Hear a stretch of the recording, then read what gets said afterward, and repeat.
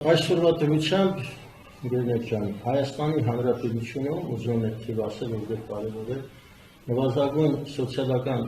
զամբյուղը կազմում է 77,000 դրամ։ Այսպես նշեցին գործընկերները, նվազագույն կենսաթոշակը կազմում է 36,000 դրամ։ Դա պարզ երևում է, որ այդ նվազագույն կենսաթոշակով քաղաքացին մեր կենսաթոշակառուն չի կարող հասանելիություն ունենալ նվազագույն սպառողական զամբյուղին։ Առավել ևս նաև չի կարող հասանելիություն ունենալ պարենային զամբյուղին, որը սահմանված է 41,000 դրամ։ Այսինքն, այսօրվա վիճակով մեր կենսաթոշակառուները համարվում են հասարակության ամենախոցելի և ամենաաղքատ խավերից մեկը, որոնք իշխանությունների կողմից մատնվել են անուշադրության, աղքատության և գտնվում են նման վիճակում։ Այն դեպքում, երբ ժամանակին նրանք իրենց աշխատանքով, մեր տատիկ-պապիկները, իրենց գործունեությամբ անձնվիրաբար ծառայել են հայրենիքին։ Դա մեր կառավարության, մեր իշխանությունների ամոթն է, այդ պարզ կարող եմ ասել։ Նույնիսկ 90-ական թվականների սկզբներին յուրաքանչյուր տարի ինդեքսավորվում էր կենսաթոշակի մակարդակը և տարեցտարի այն ավելանում էր։ Եթե վերցնենք գնողունակության մակարդակը, գնողունակությունը հաշվի առնենք, ապա այսօրվա կենսաթոշակառուն իր 36,000 դրամով չի կարող ձեռք բերել այնքան ապրանք և այնքան ծառայություն, որքան կարող էր ձեռք բերել 2018 թվականին։ Այսինքն 7 տարվա մեջ կենսաթոշակառուի ֆինանսական հարցերում ոչ մի փոփոխություն չի եղել, իսկ եթե եղել է, դա եղել է բացասական ուղղությամբ։ Եթե մենք նկատի ունենանք կոմունալ կենսաղային ծախսերի վճարները, օրեցօր կարող եմ ասել, հիմիկը մեկնաբանեմ դա, օրեցօր աճող գները ապրանքների, ապա մնում է միայն մեզ զարմանալ, թե ինչպես է կենսաթոշակառուն իր գոյությունը ապահովում։ Օրինակ վերցնեմ միայն դեղորայքը, որը պարզ է բոլորիդ համար, որ գրեթե բոլոր կենսաթոշակառուները օգտագործում են։ Երկու շաբաթը մեկ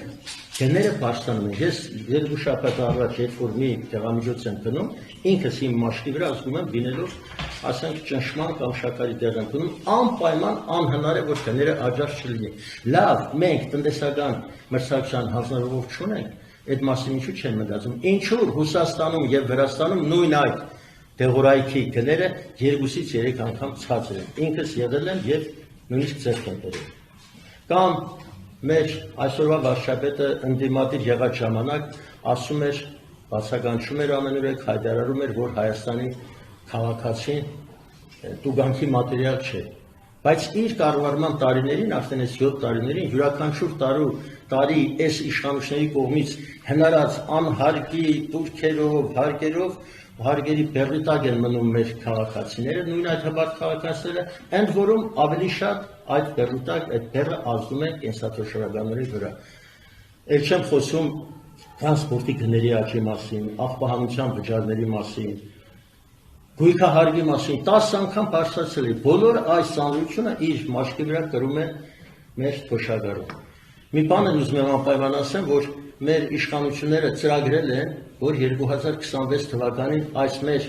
նշածս 500,000 թոշակառուները պետք է հայտարարագիր ներկայացնեն։ Այսինքն 36,000 դրամ ստացող կենսաթոշակառուն պետք է 36 տուր դիմի, խփի, էլ չգիտեմ կստացվի թե չէ,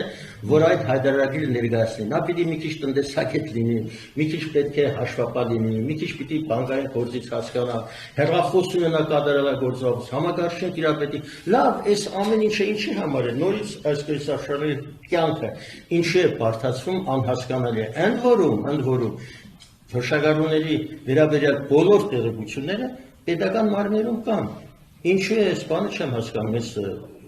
քաղաքականությունը գործակերպը որդեգրել իշխանությունը չեմ հասկանում։ Այսինքն փաստորեն ստացվում է, որ աղքատներից հեշտ է գումար վերցնելը, ուղղակի քանակը քիչ է, բայց քանի որ աղքատների